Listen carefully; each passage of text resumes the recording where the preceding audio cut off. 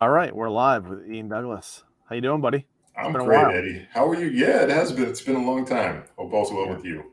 Yeah. Um, so you got a new book out. I do.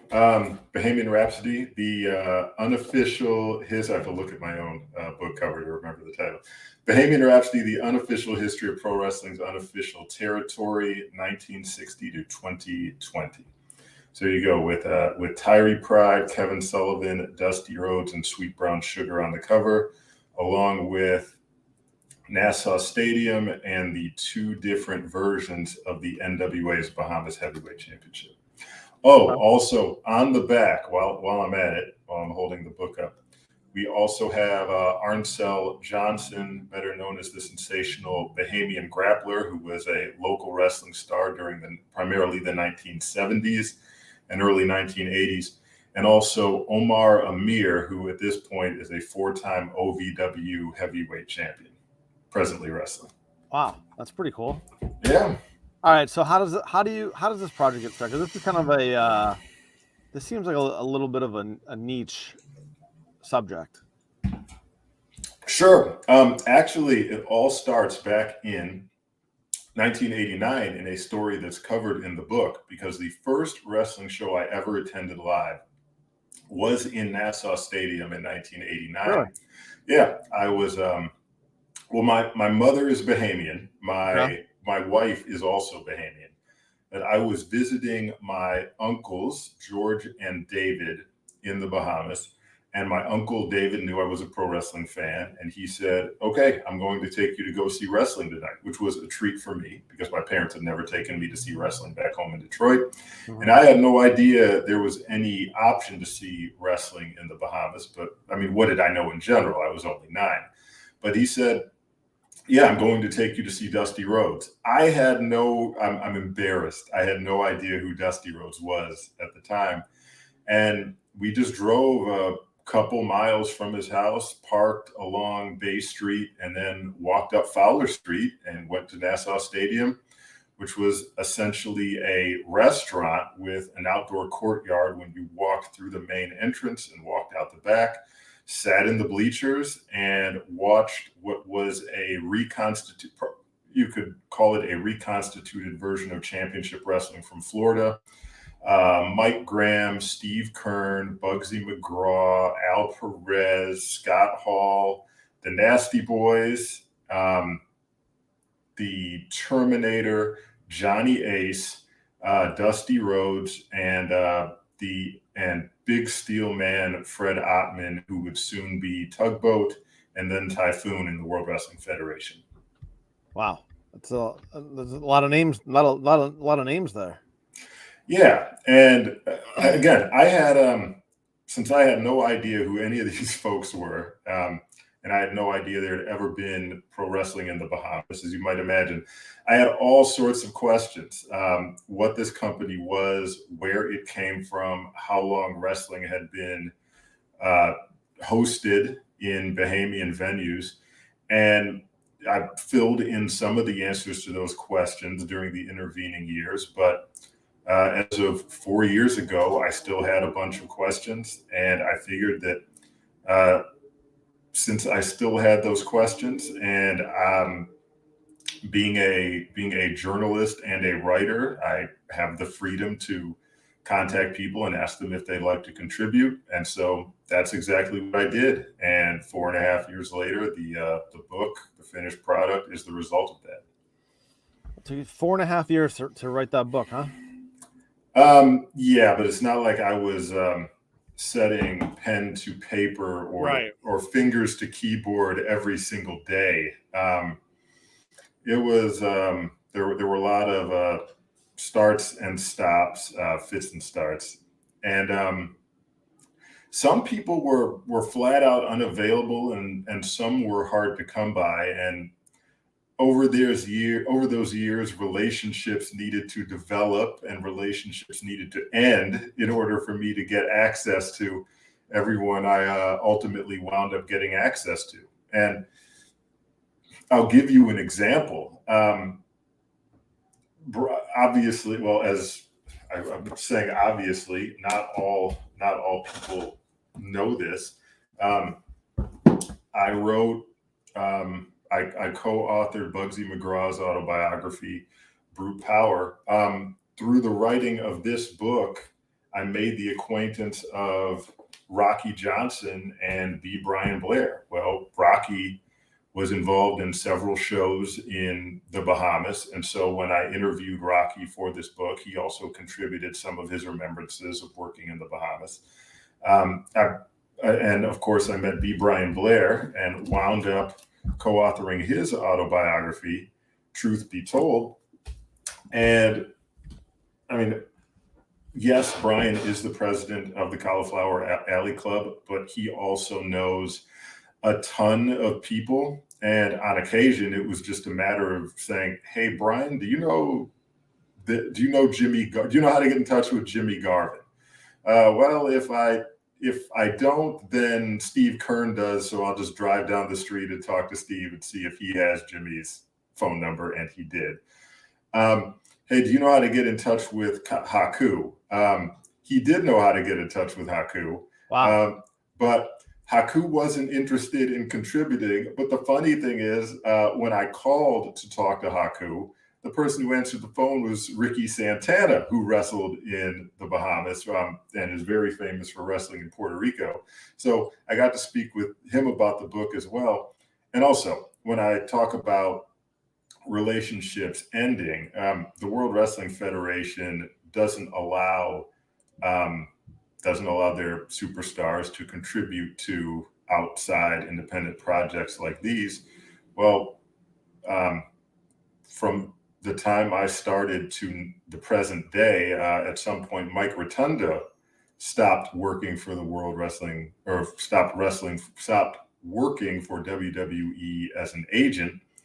And he was interested in contributing finally, and he was a critical person to get. So in one respect, the length of time that it took to complete the book wound up working in my favor. In other respects, 5 people who had input on the project in that 4.5-year period, 5 people passed away. And so when Howard Brody is the most recent of those people, and that is one of the things that helped to light a fire under me and help me say, you know what, I really need to get this out, because wrestlers unfortunately have a very high attrition rate, and other people involved in the wrestling industry. And if I wait too long, none of the people who I interviewed for this project will still be around. Right. No, I can see that. That's obviously a big challenge for you. So how does this book compare to doing some of the autobiographies that you've done? How does it compare to them how does it compare to trying to do the research and stuff like that? Oh man. Well, in order to do a responsible job on an autobiography, you are getting a firsthand account. It's a good idea to challenge some of the facts and details that these guys give you, because it's nice to take their word for it, but as they tell you, if you attend journalism school, if your mother says she loves you, check it out. Make sure your mom's actually telling the truth. So any detail that someone gives me in an autobiography, I like to do at least a bit of a fact check to make sure it's okay. Right. In this case, there were very few facts just floating out there. And there are some folks who I shouldn't say that. There are some folks who did a fairly decent job compiling several of the event dates, especially for Championship Wrestling from Florida events. For the very late 60s, primarily, there were some events in the especially in the mid 60s that they didn't have. Some in the early 80s that they didn't have, several in the 70s that they didn't have. But they also didn't have, for the most part, what I reluctantly refer to as the outlaw events. I mean, it's tough to run outlaw in an area that isn't really officially claimed. So you had the the IWA of Florida running events in Nassau in the 70s. You also had local Bahamian companies that were running events during the 70s, early 80s. And you had several outlaw events being run primarily at the Point Siena Inn and Arena in the early to mid 1980s. So you had the Fabulous Moolah there with Charlie Thompson was the local promoter who owned it. In addition to Moolah, you had the Malenko family that was running events there. The Baum family, BAUM, along with Tyree Pride, they were running events there, and along with a few others. And then you also had some Larry Hamilton ran events there, and so you have quite the assortment of people that were attempting to run shows in the Bahamas throughout the 1980s and early 90s. Who's the most famous wrestler to wrestle there? The most famous wrestler to wrestle there? I mean, well, the Bahamas was a regular part of the Florida territory for many years. So Ric Flair would show up and wrestle just like anybody else. Gene, just like a traveling NWA world champion, he wrestled there multiple times. So did Gene Kiniski. So did Dory Funk Jr. during their world title reigns. Dusty Rhodes, as far as someone who held the Bahamas Heavyweight Championship, Dusty Rhodes in 1983, even when he wasn't holding on to any other championships in the Florida territory, and even after he'd already had his inaugural reign with the NWA World Heavyweight Championship, he had a nice long uninterrupted reign as the NWA Bahamas Heavyweight Champion. So as far as a mainstay who held the Bahamas Heavyweight Championship belt, Dusty would be the most famous. But I also can't forget that in the mid 1990s, there was a WCW event at the Queen Anne Sports Complex, and Steve Austin, when he was not quite yet Stone Cold Steve Austin, did wrestle at that event. So as far as being the most famous, you may have to put him up there. Sting and Rick Rude were also there as well during that same show. Now, who would the people of the Bahamas, who would they root for? There is a fun answer to that question, because in the 1960s, they tended to be exceptionally vocal. They were vociferous in their support primarily for black wrestlers. That isn't to say that they would support a black heel wrestler over a white babyface, but it was usually it would be bad booking to have a black heel working against a white babyface in the Bahamas. In fact, the Bahamas is a place that is notorious for its riots, and the first riot recorded and covered in the newspaper occurred when Sweet Daddy Siki, black wrestler, who they announced as being from Jamaica, even though he was not. Sweet Daddy Siki wrestled against Killer Buddy Austin, and when Austin grabbed a chair and went to assault Siki with it, the entire arena said no, chased him into the locker room, and he had to lock the door, and the authorities had to be called to clear everybody out so that he could get away, which occurs several times over the course of wrestling events in the Bahamas throughout the first 30 years or so. Wow. So who would be the babyface that they would send in there in like the 70s, 80s? Well, in the early 60s, the inaugural babyface wrestling there was Eddie Graham. Okay. They sent Sweet Daddy Siki in there the one and only time. I don't know that he did lengthy tours of Florida, but they sent him in with Killer Buddy Austin. They'd wrestled one or two nights before in Miami Beach with the same main event. And as I just mentioned, a riot ensued. aside from that, when they returned, Sam Steamboat was a very, very popular babyface in Nassau. Cyclone Negro also got over extremely well. And then later on, in the early 80s, Hacksaw Butch Reed, Sweet Brown Sugar, Dusty Rhodes, certainly Tyree Pride, and let's see, I'm trying to, and also the Bahamian wrestlers, of course. So Ed Penn and not Sweet Brown Sugar, and sensational Bahamian grappler Arncel Johnson. They'd also have a lot of crowd support as well. Now, how would they develop wrestlers over there? Did they have like a school? I mean, it's probably me being naive, but did they have cable TV like we do, where they could just turn on Madison Square Garden and watch WWF? No. Well, they had in the 1980s. They had large. You had to be fairly wealthy to get them, but a very large satellite dishes where some Bahamians were able to pick up cable signals from the U.S.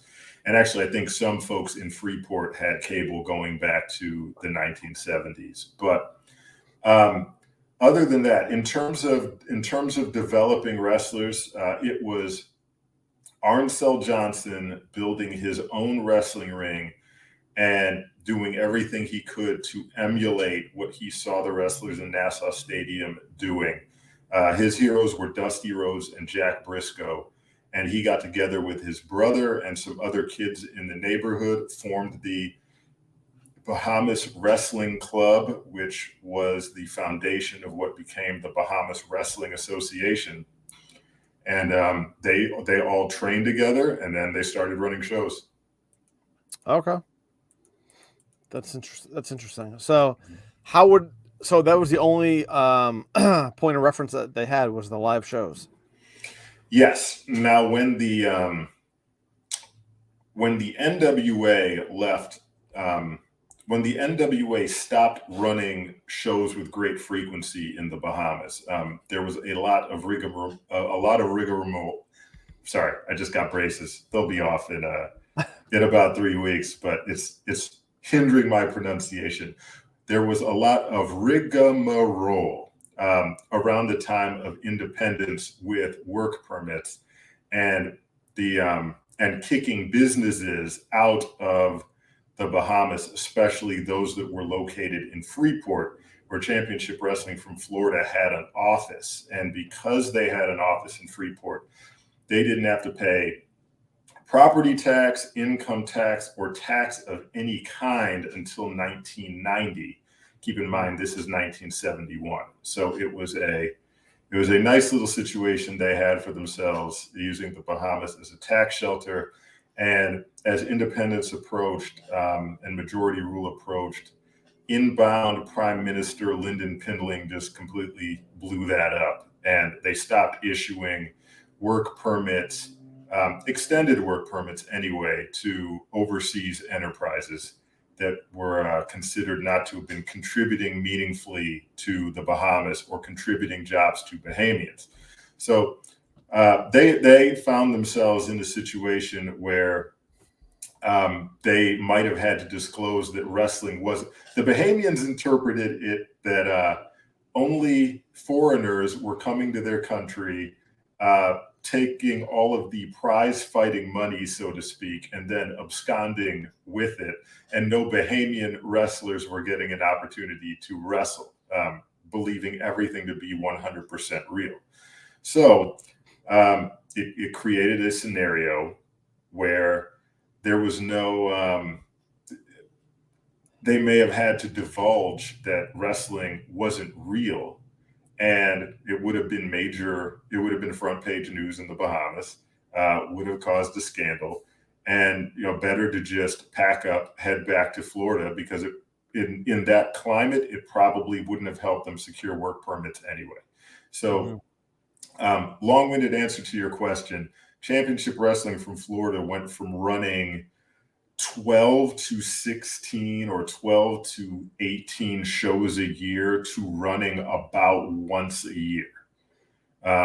maybe twice a year. And the IWA, the International Wrestling Alliance or International Wrestling Association from Florida, they used multiple names that were competing in an outlaw capacity against Championship Wrestling from Florida. They moved in, first started running shows at Nassau Stadium, and then started running shows at the Birdland Arena. And so it appears that in some cases, the IWA wrestlers assisted with the training of the Bahamian wrestlers, but ultimately it looked like they wound up working in opposition to one another. And then the IWA also stopped running shows in the Bahamas.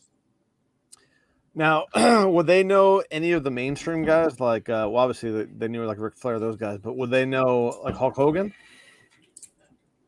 Oh yeah, they absolutely would have known him. I was especially by the late 80s. I mean, as I'm discussing going to my first wrestling show ever in '89 in the Bahamas.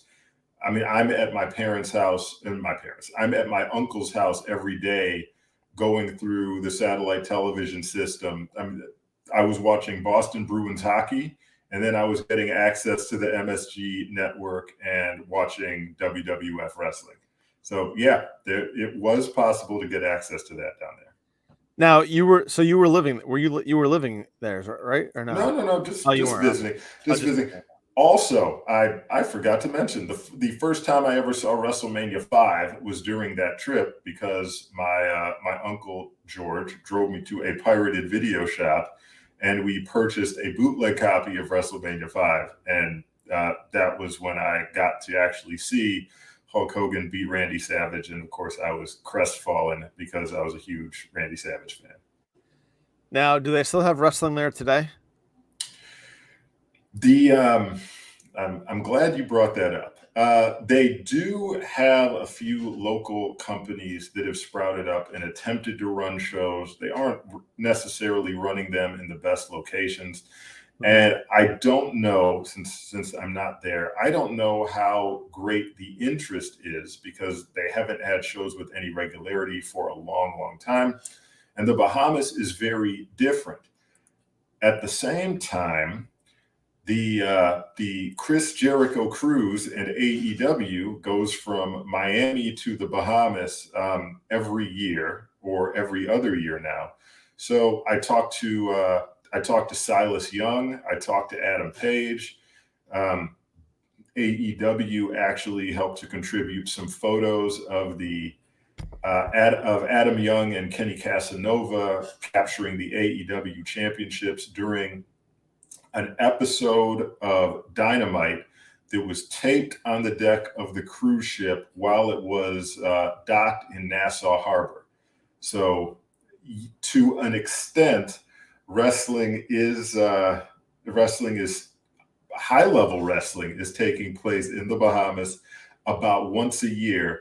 Unfortunately, none of the Bahamians actually have access to it. It takes place just a few feet away on the deck of a cruise ship, several feet above the water. Now, what was the economy like over there when you were going to matches? What was the 80s? What was the economy like? Yeah, like were they making money when the NWA would come into town, or was only the NWA the ones that were making money? If you ask, that is a very good question. The Bahamian. Are you asking? You're asking were the shows making money? Well, I'm saying I like the local, the local shops. I mean, I'm sure it's a big attraction when you're getting the American wrestling coming over. So that help the local economy, I would assume. There are several reports of anywhere from 2,000 to 4,000 fans being in Nassau Stadium on a given night, with ringside ticket prices being as high as $15 and the average ticket price being $12. If you look at what the ticket prices were in Miami during the same time period, I think the ringside seats were 10. I think the general admission was $5, and I think the price for kids was $3 or $4. So,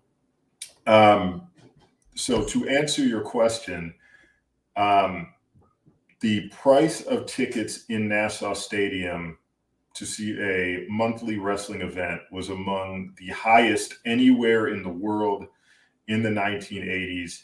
And in the Championship Wrestling from Florida territory, it was the highest regular ticket price that I've been able to find. The Bahamian dollar is fixed to the US dollar. And if you've ever been to the Bahamas, you can the US dollars and Bahamian dollars are used interchangeably. You can pay for anything in US dollars and they'll readily accept them. And so it was when the wrestlers received their payoff, it had the same value as receiving I'm sure they were probably paid in US dollars. When I asked Mike Rotunda how much he made, this is in 1983, Rotunda said that he was probably making $800 or $900 a night main eventing in Nassau, which was a lot of money back then. He said that he looked forward to it because he knew wrestling in the Bahamas, he'd be making a sizable chunk of change during that weekend. And the Black Bart, who was on the tag team with Ron Bass that Rotunda and Wyndham regularly wrestled against down there, Black Bart, while describing the working environment as a hellhole, described the Bahamas itself as a gold mine as far as the money was concerned. Now, I'll get reports from people later on who would say they didn't make any money, but I'll also have parallel accounts saying that the folks who were running Championship Wrestling from Florida at the time were also skimming at the top. And I'll also get reports that Charlie Major Jr., Charlie Major Sr. died a few months after Eddie Graham did. That Charlie Major Jr., who was the owner of Nassau Stadium, was potentially also, I want to be careful here, potentially also pocketing a little more than he should have been, and less money was trickling down to the wrestlers in those scenarios. Yeah, it's fascinating. What's the biggest match that you came across that happened over there? The biggest match I came across in terms of the number of people that appeared at the stadium, I think, was Dusty Rhodes against Superstar Billy Graham. I think that's one of the shows that was recorded as attracting close to 4,000 people to a stadium that could only comfortably seat 2,000. Right. Now, how long would they go over there for? Just one date, or how long would they stay over there for a couple nights? Or it sounds like they primarily flew in. Depending on the era, there were sometimes there were some years when the shows were on Thursday nights, but for the most part, it seems like it was Friday or Saturday night in Nassau, and then the following day, sometimes, not all the time, but regularly in some cases, the following day, they would also have an event in Freeport on Grand Bahama Island. But during the Steve doesn't like me to refer to it as FCW, even though Championship Wrestling from Florida, the reconstituted version, was Florida Championship Wrestling at first. Then they changed to the Professional Wrestling Federation after Dusty Rhodes bought in, and they wanted to take it national, or to at least give it a national presence. And during the PWF era, they also ran shows on Eleuthera. They ran shows on Abaco. So for some Americans, Abaco is only famous as the place where the singer Aaliyah unfortunately died in a plane crash.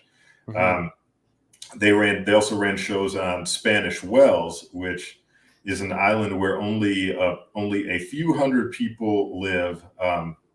It's the best seafood I ever had in my life was on Spanish Wells. And I actually got to talk to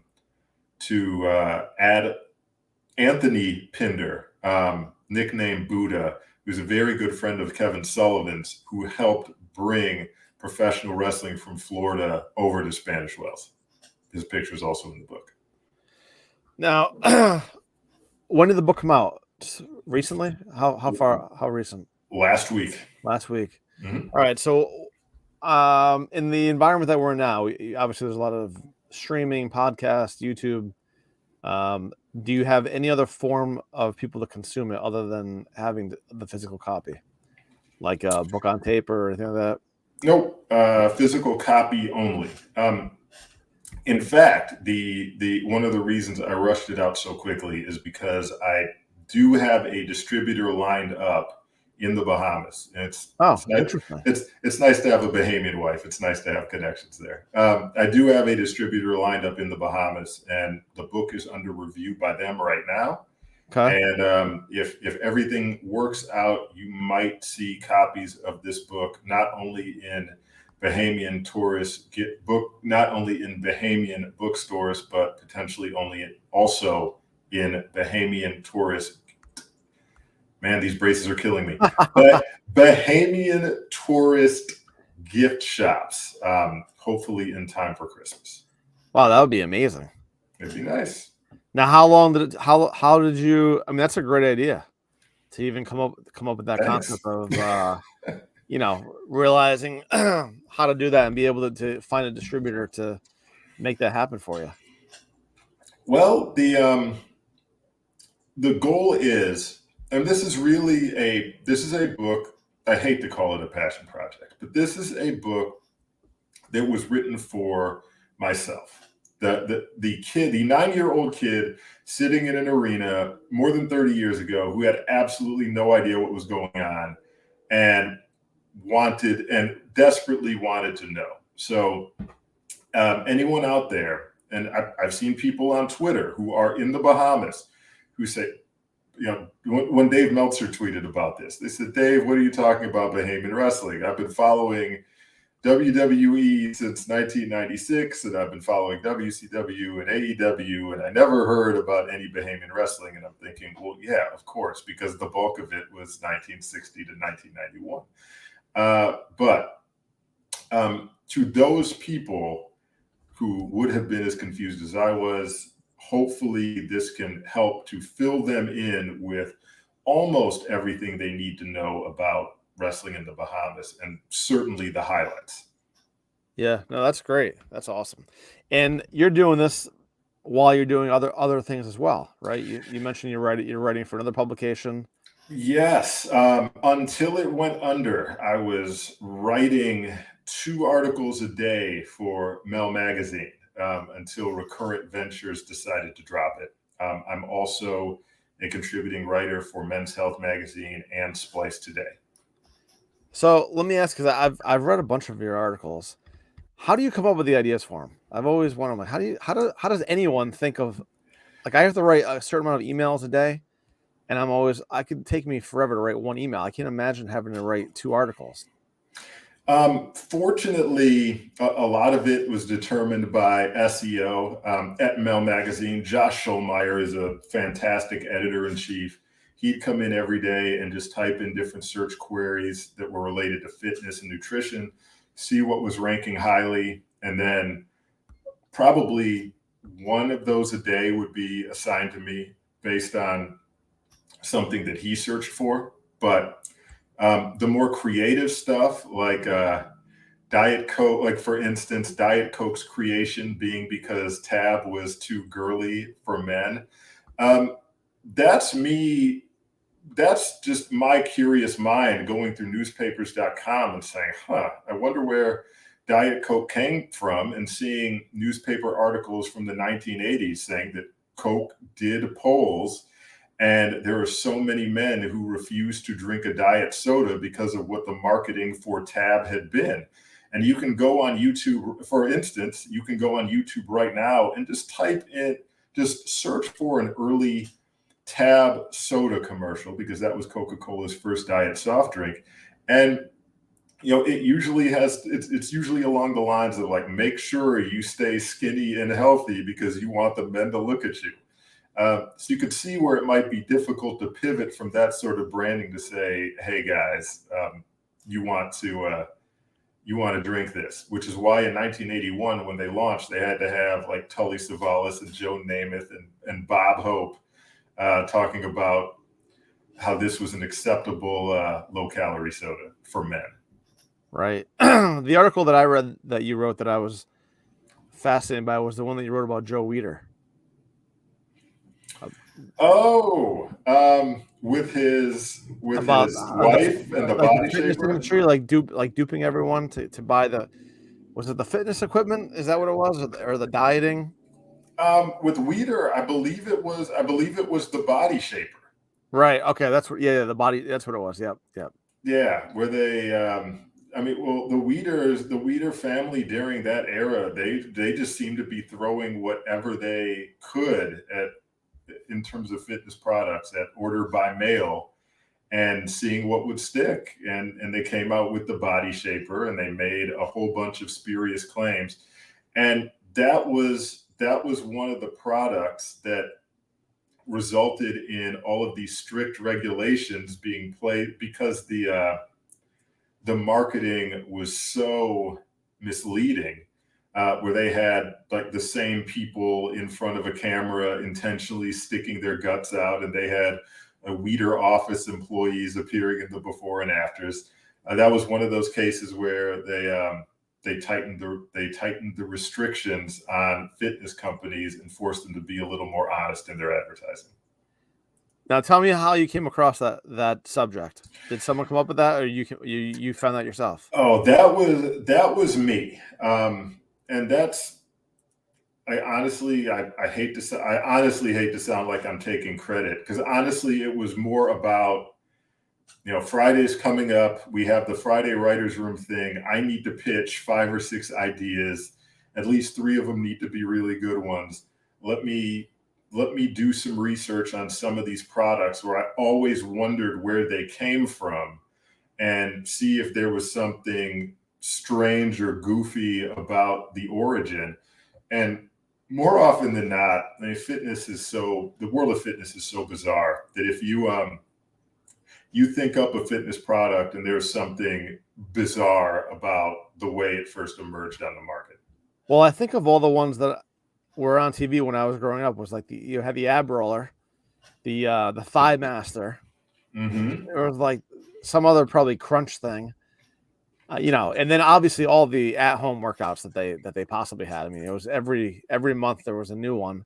Yeah, but they were obviously making money. I mean, or else they wouldn't have been promoting them. Yeah. So you mentioned you mentioned the ab devices that were prominently advertised during the 1990s. I do have a Mel Magazine article that I can send you. It was about how the shift from the sit-up to the crunch, which they started off calling, they were referring to them as half sit-ups or quarter sit-ups. They were crunches because that little movement gained acceptance over the full sit-up. That enabled the birth of what I call the ab scam industry, because you've got a whole host of devices that were fundamentally, superficially different, fundamentally the same, and all they did was assist you in that couple of inch crunch movement. That's all they were. Right. Yeah. That is really fascinating. That's amazing. But I got to kick out some of the articles that you write. So what are you doing now? Like during the days when you're not thinking of different books to write? Well, I'm still thinking of different books to write. I do have another 2 presently in progress, but I can't divulge any details on those. One of the reasons I don't divulge the details is because I just don't like to put that pressure on myself by making myself accountable to other people who are going to ask me for updates. So I'll keep that to myself until you see that. But my day job is working for multiple plasma gasification startups that are based in Houston. One is XL Plus International. The other is No Carbon Air. And I'm one of those people whose fortunate that I'm an obsessive. I'm obsessive really about two things: working out and writing. Fortunately, I do not have a video game addiction. Those are my two addictions. So one of them helps me to stay in solid shape, whether I like it or not, because if I don't get to the gym every day, I go crazy. And if I don't write something every day, I also go nuts. And so that materializes in book form and in article form. And it helps me out in a variety of ways. Now, what is your writing process? Ah, I've heard stories about people like Jerry Seinfeld, where he would use a big pen because it had like the octagon shape, so it wouldn't roll down the table, so he wouldn't waste any seconds when he was writing. So, what is your trick that you do? um, my trick, I don't have anything as elaborate as that. My trick is to write as early, often, and awfully as I possibly can just to get something out because more often than not, I'm an obsessive editor. So it's better for me to spend a full hour writing out 2,000 words because even if I know 1,500 of them are trash, 500 are more than likely to be acceptable. I can leave it alone. I can return to it later and say, okay, a lot of this is garbage, but this part right here, this is pretty good. And then go back and then build something that's solid, just based on the remnant that was actually decent. Okay, all right. Now, have you only written nonfiction, biographies and autobiographies? Would you ever Yes. consider doing like a fiction book at all? Man, if I was to consider it, it would be based largely on events that are true. And honestly, my life isn't that exciting for me to come up with anything that was that entertaining in a fictional sense. So I think I'm going to stick to writing other people's stories that folks would actually be interested in reading. Okay. All right, cool. All right. Well, Ian, where can people find the book? What's the easiest way for them to get it, to order it? If you live anywhere other than the Bahamas, you can go on, you will probably be able to go on Amazon and order it on Amazon Prime right now, and it should be in your hands in 2 days. Oh, awesome. And if you live in the Bahamas, keep your fingers crossed and pray to God. But there is a strong possibility that it could be on Bahamian bookshelves before December. Awesome. Well, you guys heard that. Go to Amazon, check it out. You want to show the book one more time before we go? Absolutely. There you go. Bahamian Rhapsody. All right. Cool. Well, Ian, thanks so much for coming on tonight, and we'll see you guys in 2 weeks. Thank you, Eddie. It was a pleasure.